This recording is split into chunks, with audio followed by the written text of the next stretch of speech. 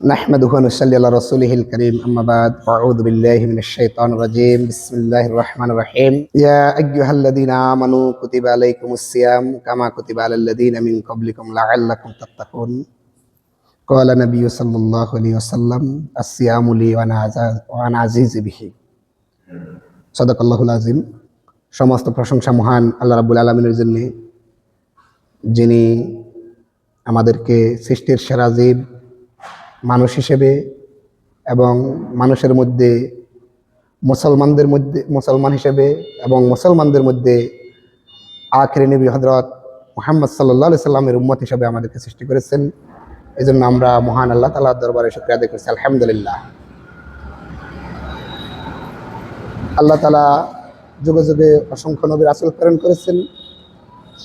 সর্বশেষ নবী আমাদের নবী হযরত মুহাম্মদ সাল্লাল্লাহু আলাইহি সাল্লামকে প্রেরণ করে তার উম্মত হিসেবে আমাদেরকে ধন্য করেছেন। এই নবীর উপর আল্লাহ তাআলা পবিত্র কালাম পাক নাজিল করেছেন। এই কালাম পাকের মাধ্যমে আমাদের জন্য দীর্ঘ একটি মাস সিয়াম সাধনার মাস হিসেবে আল্লাহ তাআলা পাঠিয়েছেন। আল্লাহ পাক পবিত্র কালাম পাকে বলেন, ইয়া আইয়ুহাল্লাযীনা আমানু, হে ঈমানদারগণ, কুতিবা আলাইকুমুস সিয়াম, তোমাদের উপর রোজা ফরজ করা হয়েছে। কামা কুতিবা আলাল্লাযীনা মিন ক্বাবলিকুম, যেমনি ভাবে রোজা ফরজ করা হয়েছিল তোমাদের পূর্ববর্তীদের উপর, লাআল্লাকুম তাত্তাকুন, যাতে তোমরা মুত্তাকি হতে পারো, খোদাবীর হতে পারো। তাহলে আমরা এই আয়াত থেকে বুঝলাম আল্লাহ তাআলা যুগে যুগে যে নবী রাসূল পাঠিয়েছেন, অসংখ্য মানব জাতিকে পৃথিবীতে পাঠিয়েছেন, তাদেরও উপর রোজা ফরজ ছিল। হয়তো রোজা পালনের ধরন কিছুটা বেশ কম ছিল। আমরা যেরকম দীর্ঘ একটি মাস ধরে সিয়াম সাধনা করতেছি, হয়তো তাদের উপর এরকম ছিল না, কিন্তু তারাও কি করছেন? রোজা পালন করেছেন।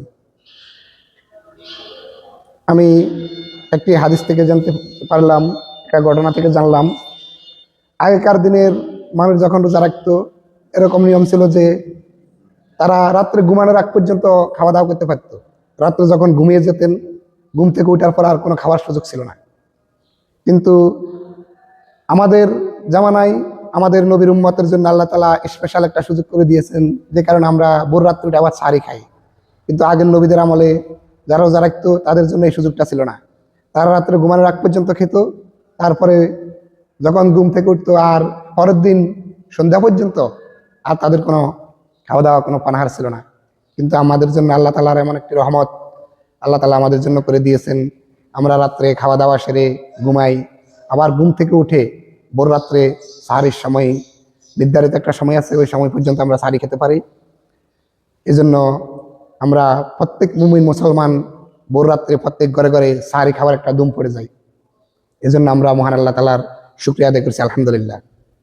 আল্লাহ তাআলা মাহে রমজানকে 3টি ভাগে ভাগ করেছেন। প্রথম 10 দিন রহমত, দ্বিতীয় 10 দিন মাগফিরাত, তৃতীয় 10 দিন নাজাত।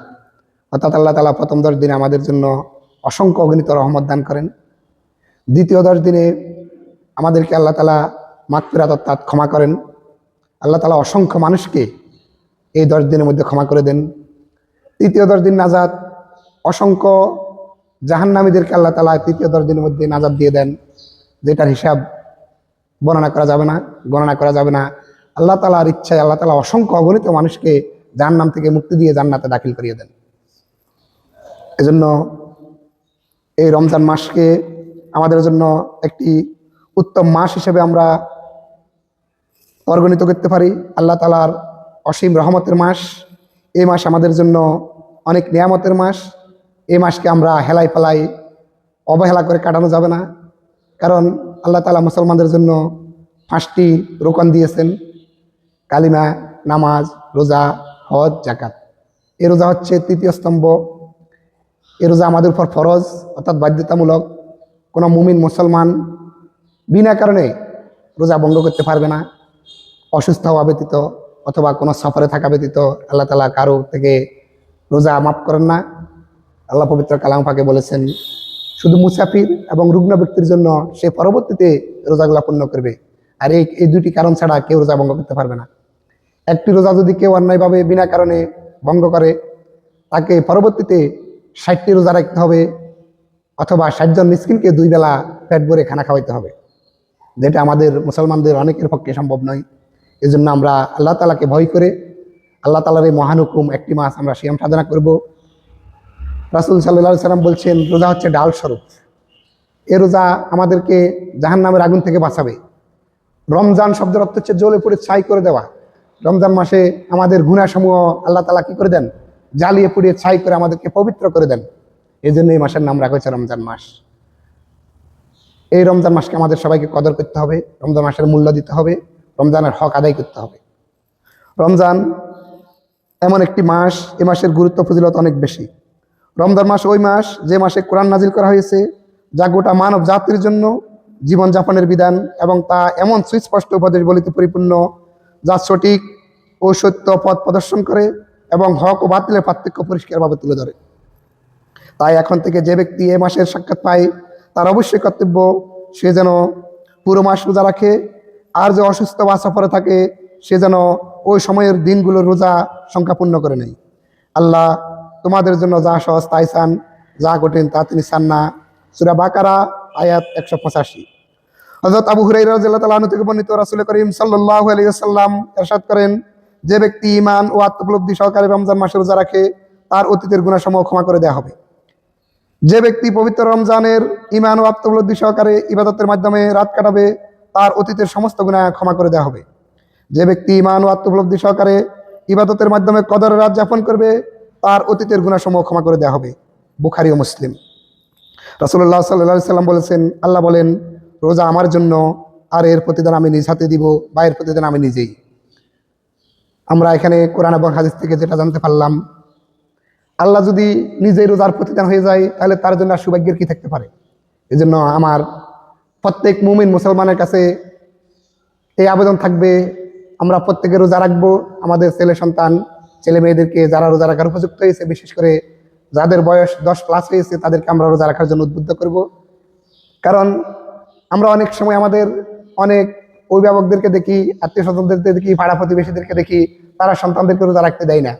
তারা মনে করে সন্তান রোজা রাখলে তাদের চেহারা খারাপ হয়ে যাবে, তারা শুকিয়ে যাবে, তাদের অনেক ক্ষয়ক্ষতির আশঙ্কা তারা করে তাদেরকে রোজা রাখতে দিচ্ছে না। আসলে এটা যে অভিভাবকরা কত বড় মারাত্মক গুনাহের কাজ করতেছে, মারাত্মক অবহেলার সহিত তাদেরকে এই রমজানের সিয়াম সাধনা থেকে দূরে রাখে। তারা যখন বড় হবে, তখন তাদের রোজা রাখার মন মানসিকতা তৈরি হবে না। যদি ছোট থাকতে তারা এই ধর্মীয় বিধানগুলো পালনের চেষ্টা অব্যাহত থাকে, তাহলে তারা বড় হইলেও তারা এই রমজানের রোজাগুলো তারা নিয়মিত রাখার চেষ্টা করবে। এই জন্য আমি প্রত্যেক অভিভাবক গার্ডিয়ানদেরকে বলবো, আপনারা অবহেলা করবেন না। আপনার সামনে দিয়ে যদি একজন সন্তান আগুনে পড়ে যায় অথবা পানিতে পড়ে যায়, আপনি নিজে জীবন বাজি রেখে হইলে তাদেরকে বাঁচানোর চেষ্টা করেন। কিন্তু আমরা দেখি আমাদের সন্তানেরা আমাদের সামনে রোজা রাখে না, নামাজ পড়ে না, ইসলামের অনেক বিধিবিধান পালন করে না। এটা পালন না করার মধ্য দিয়ে তারা যে জাহান্নামের আগুনের দিকে চলে যাচ্ছে, কিন্তু আমরা সেটা টের পাচ্ছি না। এই জন্য সকলের কাছে বিনীত আহ্বান জানাবো, অনুরোধ জানাবো, আপনারা অবহেলা করবেন না। আমরা মুসলমান, আমাদেরকে মুসলমানের যেই রীতি কালচার, আচার আচরণ, ধর্মীয় অনুষ্ঠান, ধর্মীয় বিধানাবলী, এগুলো আমাদেরকে পালন করতে হবে। কারণ আমরা কাল হাসরের ময়দানে মহান আল্লাহ তাআলার দরবারে জবাবদিহি করতে হবে। আমরা যদি নিজেদেরকে শুধু মুসলমান মুসলমান বলে চিল্লাই, আসলে আমরা মুসলমান হতে পারবো না। কারণ আল্লাহ পাক পবিত্র কালাম পাকে বলেন, ইয়া আইয়ুহাল্লাযীনা আমানুত্তাকুল্লাহা হাক্কা তুকাতিহি ওয়া লা তামুতুন্না ইল্লা ওয়া আনতুম মুসলিমুন। হে ইমানদারগণ, তোমরা আল্লাহকে ভয় করো যেভাবে ভয় করা উচিত, আর তোমরা মুসলমান না হয়ে মৃত্যুবরণ করিও না। আল্লাহ তাআলা পবিত্র কালামের পাকের আরেকটা আয়াতে বলেন, ইয়া আইয়ুহাল্লাযীনা আমানু উদখুলু ফিস সিলমি কাফা। হে ইমানদারগণ, তোমরা পরিপূর্ণভাবে ইসলামে প্রবেশ করো। তাহলে আজকে আমরা নিজেদেরকে মুসলমান বলে দাবি করি, কিন্তু এখনো পরিপূর্ণভাবে মুসলমান হতে পারি নাই। আমরা নিজেরা পরিপূর্ণভাবে এখনো নামাজ আদায় করতে পারি না, রোজা আদায় করতে পারি না। আমরা ইসলামের বিধানগুলো পরিপূর্ণভাবে পালন করি না, কিন্তু আমরা নিজেদেরকে মুসলমান বলে দাবি করি। এই জন্য আমি সবাইকে বলবো, আমরা প্রত্যেকে শুধু ইমানদার হলে চলবে না। ইমানদারের 3টি লক্ষণ। তাকে ইমানদার বলা যাবে যে মুখে স্বীকার করে, অন্তরে বিশ্বাস করে এবং কাজের মাধ্যমে তা প্রকাশ করে, এটার নাম হচ্ছে ইমানদার। তাহলে আমাদের মধ্যে যদি 3টি কাজের একটিও বাকি থাকে, তাহলে আমি পরিপূর্ণ ইমানদার হিসেবে থাকতে পারবো না। তাই পরিশেষে আমি সকল মুমিন মুসলমানের কাছে এই আহ্বান রেখে আমি আমার সংক্ষিপ্ত আলোচনা শেষ করছি। ওমা তাওফীক ইল্লা বিল্লাহ।